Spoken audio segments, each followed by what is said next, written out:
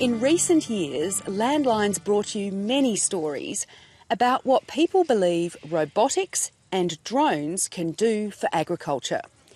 Our first story today looks at remote-controlled helicopters and the role some farmers believe they can play in integrated pest management.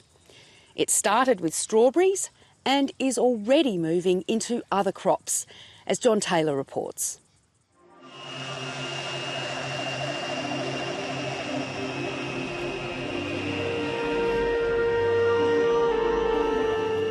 In the age-old struggle between farmers and pests, there's a new weapon. You might call it a drone or even a toy, but aviation types prefer to call it an aerial vehicle, or AV for short. It's going to be the only way that the beneficial bugs are going to be dispensed in the future. It's the latest addition to the arsenal of biological pest control, using drones to spread good predatory insects over farmland so they can kill bad insects that would otherwise eat the crops. Which could take the use of predatory insects from a labour-intensive and expensive niche market to the mainstream. And that's been a real hurdle for us because we get these great biocontrol agents and we get them out to our growers, and then they often find that it's a bit laborious, you know. For farmers, it promises an easy alternative or option to using chemicals. All your insects and all your stuff there, they can adapt quickly and get resistance to chemicals, but they can't get resistance from some little critter eating them, you know.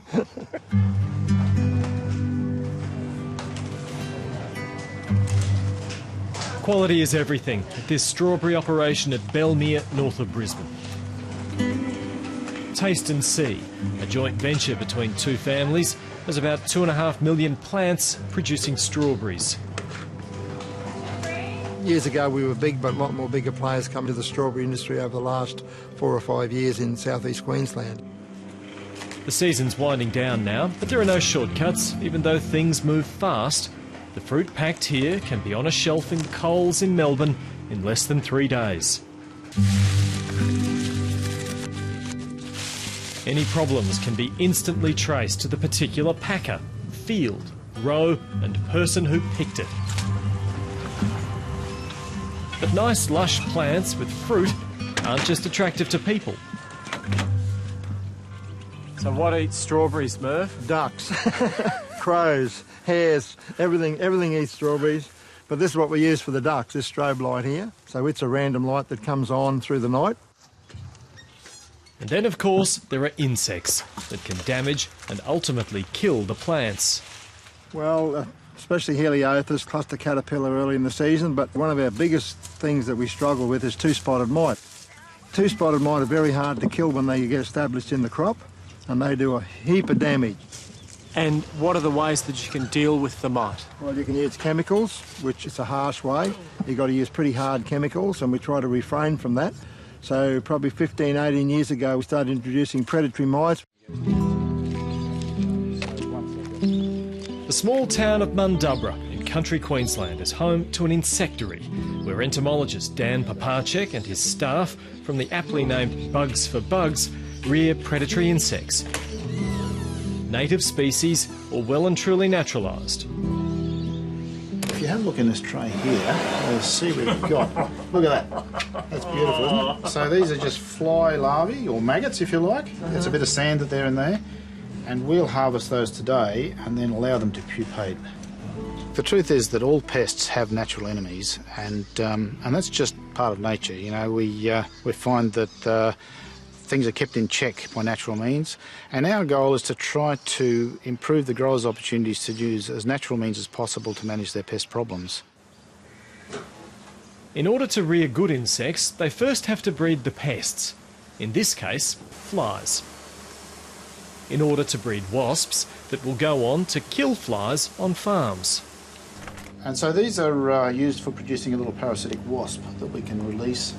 Places like piggeries, chicken farms, intensive livestock industries, where you've got a lot of manure and then you get a lot of flies. The parasitic wasps kill flies by breaking their life cycle. The wasps lay an egg in fly pupa, and inside it feeds on the fly before emerging. Then the wasp will go on and breed and lay an egg in another pupa, and so continue the cycle. That doesn't mean that we're anti-pesticide, far from it. We see our biocontrol agents, however, as reducing the dependency on pesticides, which means that some of those products will last longer and we'll have less issues with resistance, with residues, with all the sort of negative aspects of using pesticides. Are you creating the next cane toad for Australia? Yeah, look, that's pretty much a question I'll learn to expect, and I guess the cane toad for us is something of a hair shirt, but the truth is that it's really quite irrelevant with what we're talking about here. Cane toads are vertebrates. They belong with foxes, cats, rabbits, all sorts of things that should never ever have been brought into this country. The biocontrol agents we produce here are extremely specialised, very tiny, and they're uniquely adapted to the life cycle of their host, so that if the host isn't present, they'll actually perish. They're that adapted, right? After years of using beneficial insects on his own crops, one man had an idea. So in the past 18 months, Nathan Roy from the Sunshine Coast has gone from being a strawberry farmer to pest control innovator with his own company, Aerobugs. And how much work has gone into making this look so easy? Hundreds of hours. Literally hundreds of hours, eh? An idea on the farm has led to this, an 8-bladed aerial vehicle called an octocopter. It can reach speeds of more than 100 kilometres an hour. But Nathan Roy's innovative idea has been what a drone can be used for, spreading beneficial insects. And the real work has gone into developing a bag for the drone to carry and spread insects. Oh, this one was about number 2 or 3, wasn't it, Nath? 2. This one, I actually made this with my sewing machine out of fabric I found at Spotlight. This is actually a saucer for a pot plant, which we cut the insides out of. I went to Bunnings and that's where I got all the parts from. So, and I trialled it with rice, and it dispensed the rice perfect, but it nearly flew apart on the test run, so I had to rebuild it. So, Wow. yeah. There we go. Taking off.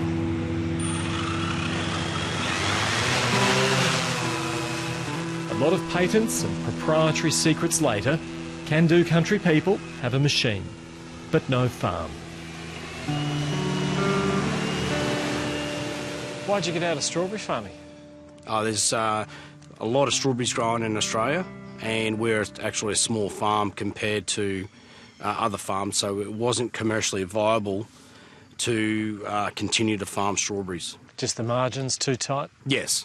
So continually having to streamline, and one of the ways for streamlining was to spread beneficial insects with the UAV instead of using workers to do it.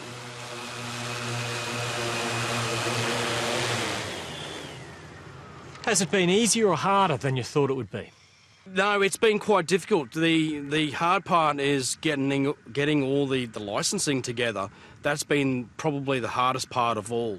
So we started our licensing May last year, and it wasn't until June this year that we were able to have our licence approved from CASA.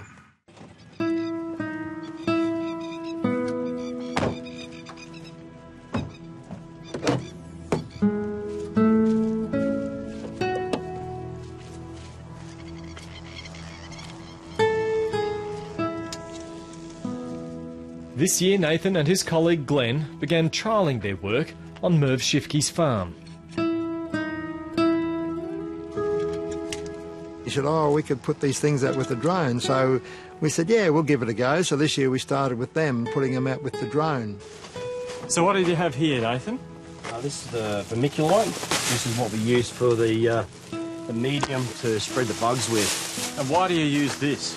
It's a great light material for so the bugs can attach. They crawl all over it, and when you dispense, they sort of use that as a way of getting from the craft to the ground. So they just crawl over the vermiculite everywhere.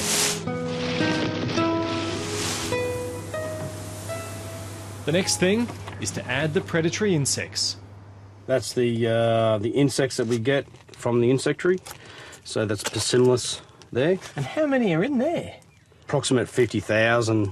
Wow. So that's enough for 1 hectare. And they're all alive, as you can see them moving. You can see them crawling around the edge, so you have to keep giving them a bit of a tap to try and keep them down. The bag has a spreader at its base, which throws out a measured dose of insects and vermiculite as it flies. Safety arm off.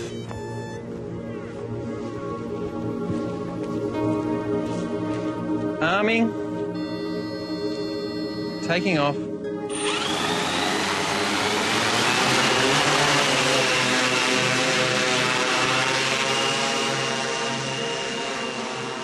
Key to success has been finding the Goldilocks spot in the sky, how high the AV should work above the crops. Too high, and not enough bugs get where they need to be. Too low, and there's too many. There's also time of day, humidity, wind, power lines, and interested people. And typical pickers. They'll always stop and stand in one spot when they see it. So we try and clear the area beforehand, but you'll often get the silly one that'll walk across the paddock because he wants a closer look. The history of Australian farming is one of constant innovation, constantly seeking to do things better, cheaper and easier. To spread beneficial insects over this field by hand would take a number of people hours, yet with an unmanned aerial vehicle, just minutes. On the ground, as he manages his strawberry farm, the farmer, Merv Shifke, sees plenty of potential. Oh yeah, it'd be better for everybody. Less miles on our legs. No, but yeah, no. It's just a more economical way and probably a better way of putting them out. You can get a good even spread of your predatory insects. We're helping the Australian farming community reduce their dependence on pesticides, and that's got to be a good thing. There's a lot of farms around the place that will say that it does work. And how big are your dreams? Pretty big.